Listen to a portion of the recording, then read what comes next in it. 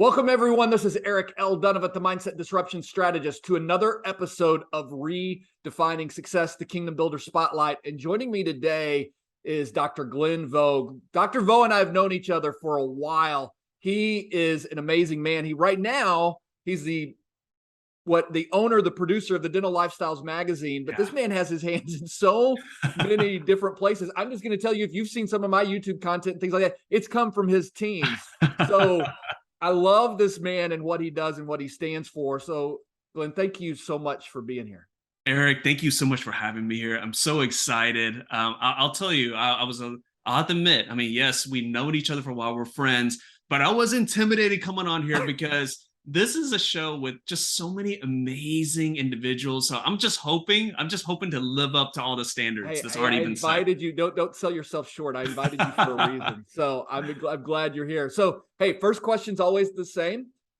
It's a Saturday afternoon. We're sitting around my backyard. I've got the barbecue grill fired up and I've invited all my friends over. My listeners are my friends. Would you please introduce yourself to my friends? I would just tell your friends, I am the father of Jackson and Kylie Vogue, my two just amazing kids. I'm a husband to just one of the best people around, my wife, Susan Vogue. And again, I'm just someone who is looking to just serve others, right? My goal is to live up to the potential that God has given me, right? And the great thing about potential is that we don't really know what it is, right? God gives everyone potential. It's up to us to just strive and just to do as much good as possible to hopefully live up to that. And that is my life's purpose, to be the best dad, to be the best husband, to be the best believer possible, and just to bring as much value in the world. And really, that's what I'm all about. I love it. I love it. Glenn, what are you passionate about today? Yeah. Well, it's funny that you brought that up because a long time ago, when I was first starting out, I kind of put my worth based on what I could accomplish, how much money I could accumulate, how many accomplishments can I achieve, and really that was my self-worth. And then it wasn't until I talked to a few mentors and they asked me, it's like, well, what do you want with your life? I was like, what do you mean what I want with life? I want to make X amount of money. I want to get X amount of things. It's like, but what about your relationships? What about your relationship with God, your family, your friends? What about that? I was like, well, of course I want to spend a lot of time with them, but what if trying to accumulate X will take you away from Y? Yeah. I'm like, well, my Y being my family and my friends. I was like, well, I wouldn't want to do that. Well, then you really need to rethink about what your goals and hopes and dreams are. And so for me, it is to spend time with people that I love without restriction. And, and really, if it doesn't align with that, spending time with my loved ones, mentoring, and nurturing my relationships, spending time in church and getting a stronger relationship with God. If those things are not in alignment with that, then that's not something I want to do. And so that's what I'm excited about. It's just continuing this journey and trying to live up to the expectations that have been laid upon me by God and just trying to achieve my fullest potential. And again, I go back to the potential. We don't know what that is, but we can keep working towards it, right? And that's what makes life so beautiful and so interesting. So what intrigues me the most about you, you started out in a dental practice and yet you've got your hands in so many other different things. How does a dentist discover that they've got other gifts? Yeah. So, it really started with, my love for dentistry, but it's not so much love or teeth and actual craft of dentistry. It was more of the people that were attached to it. Okay. I've always loved creating relationships and helping people and mentoring people and educating people. So my goal when I started my practice was to motivate and to positively impact everyone in the four walls of my practice. So that was my patients, that was my team. Then what I discovered is there was a whole world out there, right? There was my peers in dentistry that needed help, that were struggling with balancing their family life and their practice life and living up to different expectations and whatnot. And so then I started reaching out and working with people in my community. What ended up happening was I created a group called Nifty Thrifty Dentists. And, whenever people hear that, they're like, what is that exactly? Well, it started as a community to help people spend money on the things that were important. It wasn't about trying to like be a cheapskate or anything. It's more of like, well, you should spend your money here on your team as opposed to maybe buying this shiny new equipment, right? Mm, Invest in your team. What ended up happening is that it just morphed into a community where we can all come together as dentist practice owners, and help each other out. Because I will tell you, in dentistry, it's a lonely profession. You're in your yeah. practice yourself. You're not practicing with anyone else. You're dealing with so many different things, and it can become lonely. And you and I, we share a love for fellowship, Right. right? We share love for fellowship, interacting with other people, whether that be like different groups in our church, in our community. Humans are meant to interact with each other, and so that's what that community did. And of course, building upon that, I just wanted to reach more people, and that came with the book, then also now the magazine. And again, that is I feel that is my calling in life, is to try to bring people together and help level them up and help share information. Whenever I meet people in my community, I learn from them too. Mm. And so that's what it's happened, and it's grown, and hopefully we can take this beyond dentistry. That's the goal. Oh, that'd be now you're talking about something big. You said potential, huh? So what's the potential beyond what you've already done? Who, as you were kind of coming up and getting this new perspective, who had the greatest influence on you? Or maybe it was one or two people who really kind of challenged you on this perspective of redefining success. Eric, I truly believe that everyone that's ever been successful or ever accomplished anything of significance, they never did it alone. Yeah. They always had someone to help, whether that's a mentor, whether that's someone at church, whether it's a family member. For me, obviously, my parents were a big influence, but one of the biggest influence is someone that helped my family and I when we first came into this country. Mm, So my full name is Glenn Leon Vo. mm, And people always ask me, like, do you have a Vietnamese name? Like, well, what's up? What's going on with that? And I said, no, I was actually named after just probably one of the most amazing men I've ever met. His name was Glenn Leon Rogers. When we came to this country, my father knew him from the military. So we came to this country from Vietnam because my father got a political asylum, okay. basically work with the US military, and he had two choices. You can stay in Vietnam, take your chances. There's a chance you might get thrown in prison. There's probably a good chance you're going to get executed. Or you can come to the States, somewhere you've never been to, and start a new life. Well, Mm, he took the latter, right? He didn't say, I don't want to. Getting executed and thrown in prison for 20 years didn't sound very appealing.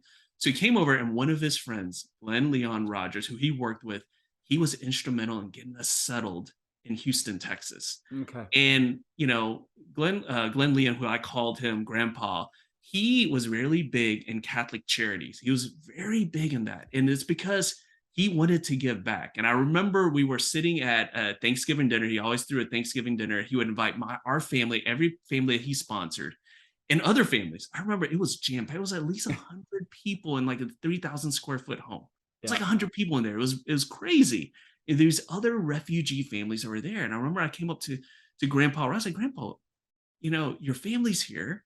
You got like 20 family members, and you have all these other people in my family. Yeah. What's going on here? Like, why do you invite all these people? It's like really crowded here. He stopped what he was doing. He looked at me. He says, Glenn, the reason why I help your family and help these other families is that at one time I had other families helping my family.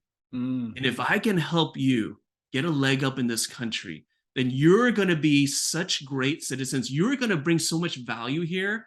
That's why I want to help you. And I'm hoping that one day you're going to do the same thing. wow. So Glenn Leon was paying it forward Yeah. before it was even in style, Yeah. right? That was what he believed in. He believed in giving back to Catholic charities, bringing in these refugee families, showing them what a Thanksgiving dinner was like in the States, right? Sharing this culture and planting that seed in each of us, Mm, that one day we're going to be in the same situation. And I'm happy to say that it is, So I know that not too long ago, there was the fall of Afghanistan. We pulled our forces out, and that I have been really big in giving back to Lutheran ministries, who's been mm, taking care of that. And so it's my goal to have a huge get together with a whole bunch of families in my house, right? To live up to his legacy. And so I always, whenever I'm speaking, whenever I get a chance, I always pay homage to Glenn Leon. Again, I have the honor of being named after him, and that's what it's all about, right? It's Yeah. to pay it forward, to help others, to give people a leg up, to not expect anything from it, but give Yeah. them a leg up, and hopefully they do the same thing. Mm. As you're getting the opportunity to kind of coach and walk alongside these dentists with your Nifty Thrifty Dentist program, what are you finding are the most common misconceptions that, as a dental owner or whatever that they're Yeah, carrying? Especially, again, let's come back to redefining success. Things that they're yeah. wrong about that, like your group is kind of helping them change their thinking on. Yeah, yeah. So and this is for anyone who's a high achiever, but especially anyone in the any kind of profession like dentistry, law, medicine, and whatnot. It is so easy. It is so easy, especially with social media. It is so easy to see what the Joneses are doing, right? Mm. What are they doing over there? Look at what they have. Look at their practice. They have everything in social media. There's good things and there's bad things, right? Right. The bad things is that you see almost like a warped sense of reality in social media. You Mm. see highlight reels. You don't see real life. And what ends up happening is some of these dentists are looking at, well, gosh, look at you, Dr. Vo. You have it all together. You have this amazing practice. You're doing all these things. And look at me. Look at a little old me. What am I doing wrong? What maybe I have to do things I feel inadequate. And what I tell dentists is at the end of the day, everyone has their potential. God gives everyone their own potential. You answer to no one except God, Yeah. right? And so again, you do the best that you can. You strive to do better. That's all that matters. And it's so dangerous. It is so dangerous. People, Eric, you know this. You probably counseled a lot of these people. Yeah. People go into debt for this. People lose everything when they try to keep up, and it's a never-ending cycle. And again, the main thing is you got to do good for God. You got to do good for your family. Nothing else matters. You just need to take care of them. That's the opinions that matter most. Dentists, just like so many other people, they fall prey of that. And we Mm. always work. And again, I've coached so many dentists and helped them get that because I was that person too. I felt like I had to live up, I had to outdo this next person. I had to live up to these other things. And reality, I just have to live up to the potential that God bestowed on me and just be a good father and a good husband. That's all that matters. So if you don't have to do this, but I would love it if you would. Like, Yeah. what's maybe some of the biggest mistakes, or maybe the biggest mistake you made in your dental practice as you were going that you kind of use as a lesson to teach in this Oh group? gosh. Yeah. So it's going to go back to not having your priorities straight, right? So a lot of times, whenever we build business, if you look at, I tell people, if you look at the highest achievers in our society, right, and you really looked at their life, you look Mm. at their business. Oh, they created this amazing business. They're a legend, right? Yeah. Then you look over to the other side, their family. What does that look like? Right. Right? I will tell you, 9 times out of 10, it's a train wreck in their personal life, It right? is. Yeah. Multiple marriages, no relationship with family and whatnot. On a smaller scale, we each have that decision. We always walk into this fork in the road. Mm. If you worked a little bit harder, if you just did a little bit more, you can achieve this. But when you say yes to something, you say no to something else. Yeah. And most of the time is no to family. And so for me, when I was at one time, I had 3 practices, busy practices, really important practices.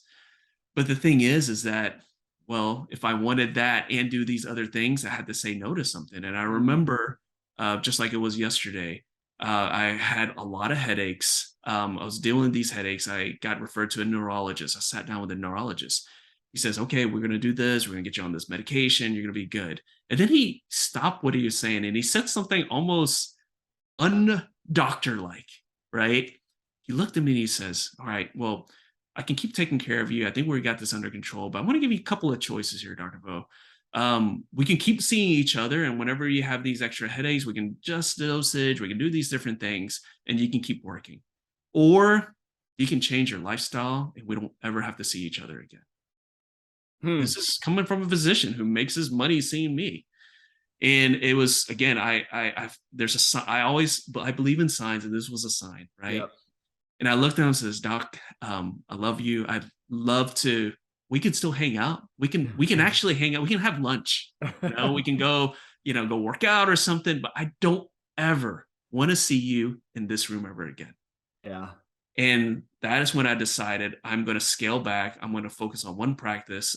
Within a couple of months, I sold the 2 other practices, and we just focused on one. And I've been a lot happier and been able to just get to the point where I can be more present with the family. And again, could I have scaled it up from 3 to 5? Sure. Yeah. Could I have had more team? Could I plan it a little bit more? Sure.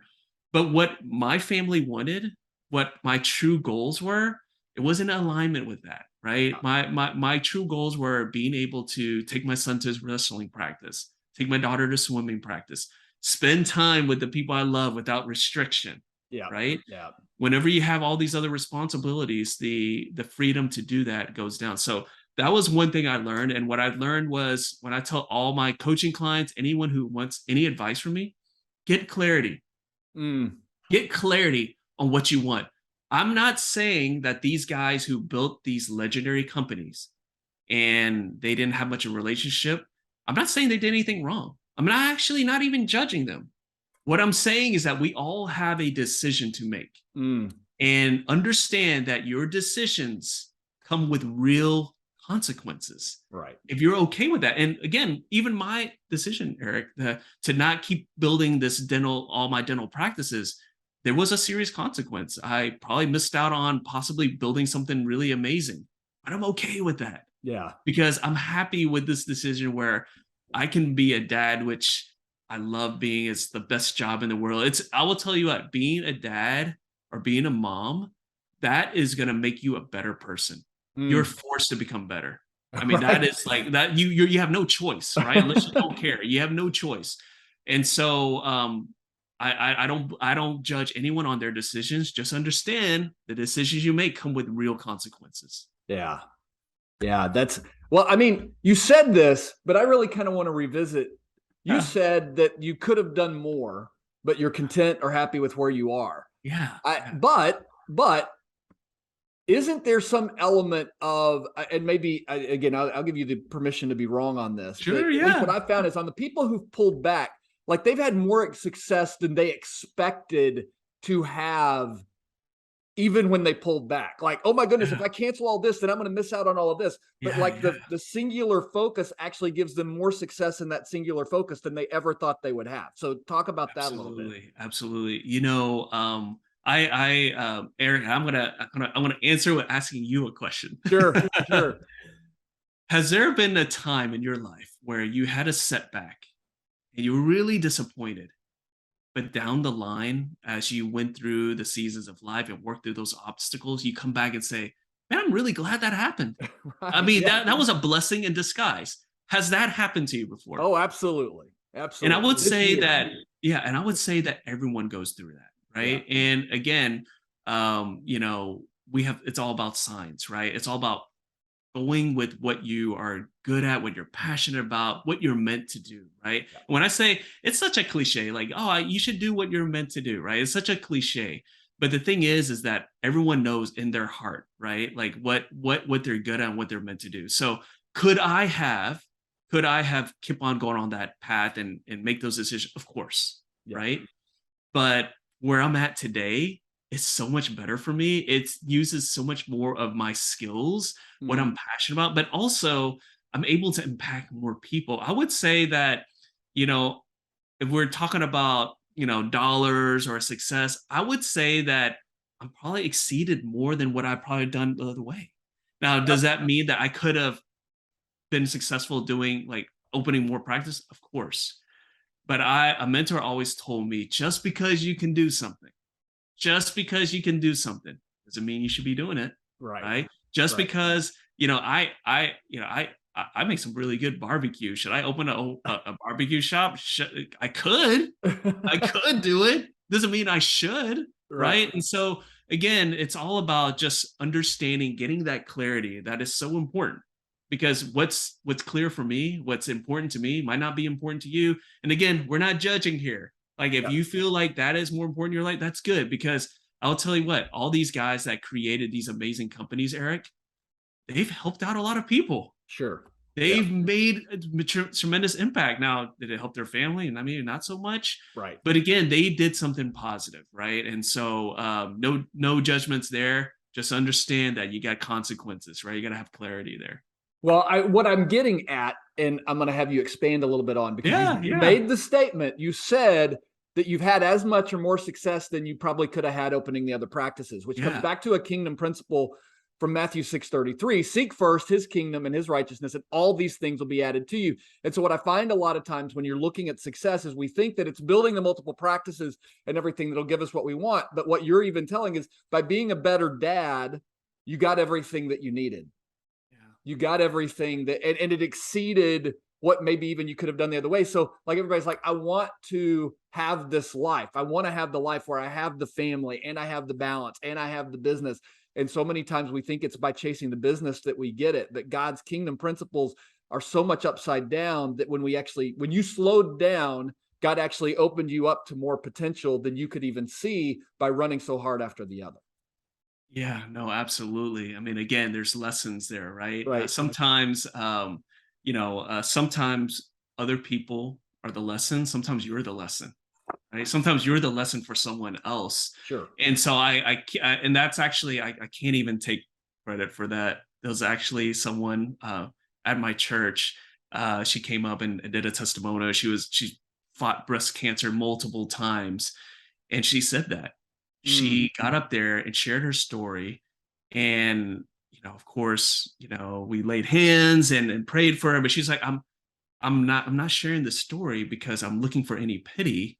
I'm not sharing the story for anything else other to let you know that me going through this experience, I'm the lesson. I'm Mm. the lesson for you, right? And Mm. so and so going back to what you're saying is that, being a dad, being a husband, I will tell you that is the hardest jobs I've ever had. It is hard to this day. I've been married for 15 years. Eric, I know you've been married for a lot longer. And I always make jokes. I'll talk to like relatives. I'll say, like, how'd you do it? It is so difficult, Mm. right? But it is so rewarding because it teaches you to become a better person, Yeah. teaches you to become more patient, teaches you to become more tolerant. Talk about raising kids, Yeah. right? And Yeah. patience, right? And then also that holds you to a higher standard as well, Mm. right? Mm. I'm very careful about what I say now. I'm Yeah. very careful about my habits, because how can I tell my son at wrestling practice when they're running sprints at the end and he's tired? I said, son, just keep at it. You're doing good. Just keep at it. Mm. How can I tell him that? And I don't even go to my own workouts, right? Mm. So again, I just love that every stage in life, God sets it up Yeah. to help you continue to level up, right? People say, well, what's the point of having kids and all these things? That's another part of your journey, Yeah. right? You went through this journey where you were single and you focus on work, and now you're in this different phase in your life. And then when your kids get older and have grandkids and whatnot, it's different. That's what make life so beautiful, right? There's Absolutely. all these stages, there's all these obstacles that they force you to become better. And Mm. so going back to what you were saying, for me, once I got that focus on family, that actually made me better. It Yeah. made me it made me more well-rounded. It made me really excel. And also, I'll tell you this too, having a set schedule with the kids and their practices and whatnot, it made me more efficient. Like Right. I know I have to take them to their practice. I got to get all my work done, as Yeah. opposed to if the kids weren't there, I felt like all the time there. So hopefully that answered the question No, there. it But again, does. I always go back. There's again, like whether you're a Christian, whether it doesn't matter what religion that you believe in, but do understand that there's so much that you get from having being in touch with your spiritual self. Mhm. There's so much in there, and there's so many lessons in there. And at the end of the day, it will help you just get to another level, help you become a better person. So I always tell people that having some kind of relationship with God is so important in your whole journey in your whole life. And that's something I experienced myself. We can even have a whole podcast about it. I experienced myself, but I tell everyone to always seek that relationship with God. Absolutely. Absolutely. So, Glenn, if people are kind of following you and want to know the things that you're doing, and I know you do coaching and consulting, you've got the Nifty Thrifty Dentist. What's the best way for them to do that? Well, I'll tell you what, the best way is to start drglenvo.com. There's everything there. There's some podcasts that hopefully I'm going to get you on, Eric, as well. That. I talk to other entrepreneurs, but I want to be of service. So if anyone ever has any questions, need to pick my brain, go to my website, send me a message. I'll connect. I'm also on social media, very easy to find, Glenn Vo. Reach out. I'm here to help out. If I don't have the answers for you, if I can't help you, chances are I know someone who can help you. And again, I know Eric, right? So again, there's that wealth of information right there. If anything, if I can't answer something, I know Eric knows somebody. So just reach out, because at the end of the day, if I can help you in a positive way, then I've done my mission. That is my mission in life, is to make as many positive impacts as possible, to live up to that potential. I love that.